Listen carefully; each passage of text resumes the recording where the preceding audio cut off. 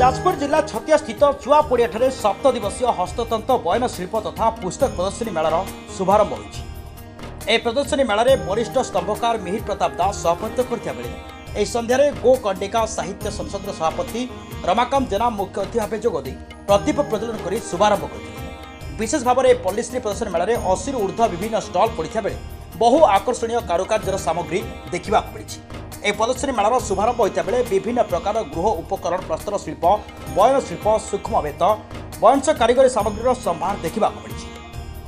तेरे मेला आज को 18 वर्ष ऊर्ध्व धरी पालन कर उद्घाटक भाव अतिथि अक्षय कुमार नंद, बामनचरण साहू, छतिया सरपंच रमेश पुष्टि, सोनार पंचायत समिति सभ्य संजय बेहरा, छतिया समिति सभ्य दीपक साहू प्रमुख बहु वरिष्ठ बुद्धिजीवी जोग देते। कुमार नंद मु यही माटीर संतान 81 वर्ष तले नंद परिवार मोर जन्म होता आ मोर कर्म सरवा पर मुझे गाँ को फेरी आसी आपण मैंने जो आज आसुँचे दोल मेलन उपलक्षे ये दोल मेलन अनेक पुराना संस्कृति की नहीं ये जगार अनेक वर्ष धरी सहस्र वर्ष 700 वर्ष धरी मु भावे 500 वर्ष तले यही अनुष्ठान चैतन्य पूरी भ्रमण समय रे यही जगार से उपस्थापन करते निवास स्थापन करते यही ठारे से दोल मेलन शुरू होता।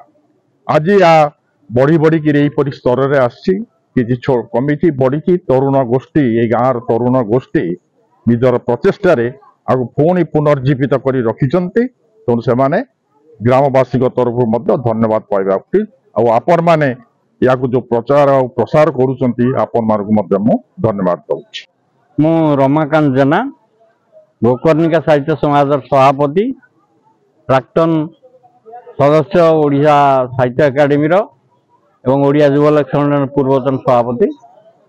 छतिया हूँ संस्कृतिर गंताघर ये जाबत छतिया पर समस्ते सर्वे करना गवेषणा कर सारी ना जदि रत्नाकर साहू किसी करथिले जदि प्रथम जाजपुर जिले में साहित्य संस्कृति कथा आरंभ होता है से हूँ छतियार आरंभ हो छतियार व्यापी से उत्तर को से जगन्नाथ नायक हूँ से मिहिर बाबू हूँ ये समस्ते उद्यम मुझे जानी जिते दिन धरी आम समस्ते लक्ष्मी पुराण पढ़ुवा से दिन पर्यंत प्रभु आनंद गोपाल को मत मानुवा से दिन पर्यंत जगन्नाथ को आम मान रखा।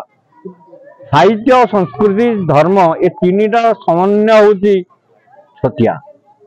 जन्म है बेले सत्यनारायण पाला कला बेले बही रहे एवं मृत्यु बेले भागवत झाड़ी आम पढ़ा जाए। पुस्तक सहित संपर्कित पुस्तक आम बंधु एवं पुस्तक आम परिवार समस्त कथा पुस्तक हम जानिया पाऊँ।